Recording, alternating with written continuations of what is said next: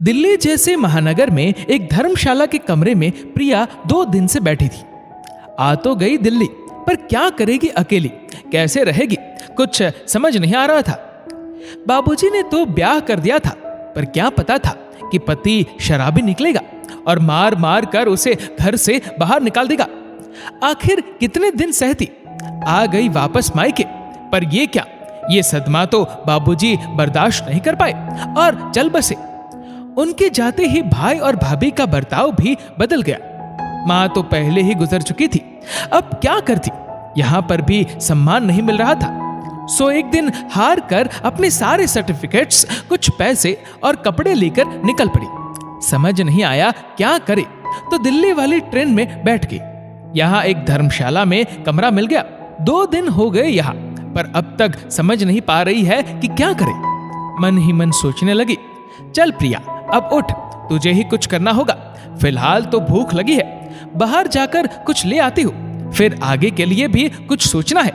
पर क्या करूं, कैसे करूं, अकेले हिम्मत ही नहीं हो रही है। चलो बाहर से कुछ खाने के लिए ले आओ। प्रिया धर्मशाला के बाहर बनी हुई होटल पर जाकर बैठी, खाने का ऑर्डर दिया। एक छोटा सा बच्चा वहां काम कर रहा था। प्रिया ने उससे बात की, बेटा तुम तो बहुत छोटे हो, क्या कर रहे हो यहाँ पर? दीदी मैं अपने मम्मी पापा से बिछड़ गया था, मुझे नहीं पता वो कहाँ है, इसलिए मैं ये काका के यहाँ काम करता हूँ और वह मुझे खाना देते हैं। अचानक प्रिया में एक सकारात्मक सोच आई कि जब ये छोटा सा बच्चा अपने पेट के लिए काम कर रहा है, वह भी अकेले, तो वो क्यों नहीं। उसी होटल में एक गाना बज रहा था, तुम बेसहारा हो तो किसी का सहारा बनो, तुमको अपने आप ही सहारा मिल जाएगा, तुम बेसहारा हो तो।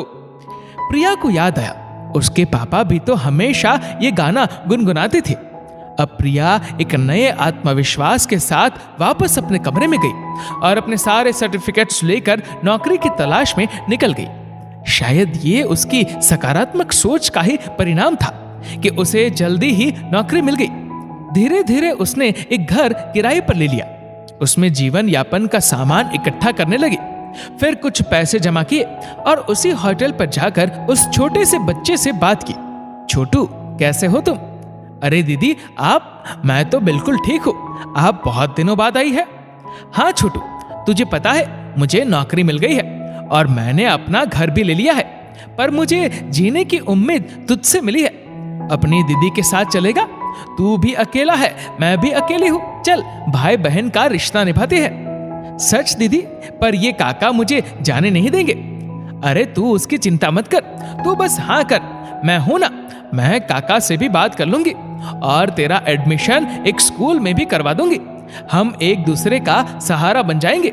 आज 15 साल बाद प्रिया अपनी कंपनी में एक ऊंचे पद पर काम कर रही है और छोटू अब बड़ा हो गया है और वह भी इंटरव्यू के लिए गया है। और प्रिया आज फिर वही गाना सुन रही है, तुम बेसहारा हो तो किसी का सहारा बनो, तुमको अपने आप ही सहारा मिल जाएगा।